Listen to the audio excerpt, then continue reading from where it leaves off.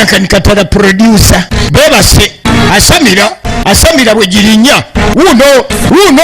uno etandika kali kubali bebase nazukuka omusambwa mu kubo ly'ekooki tuli mu katundu akamu ekibaale adde engulu okulaba jeze engulu yatategeera waliwo asamira ku mabbali wali eri yekanga bamaanyi namutuga amutuze banange olumaze okusamira natuga atuzeeko omusajja genda maaso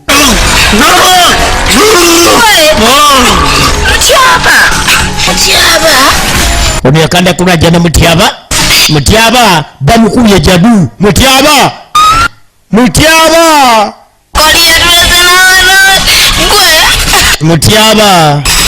twasobodde kikola etandika butandisi omusambwa mu kubo ly'ekooki Kyotera Film Production YouTube channel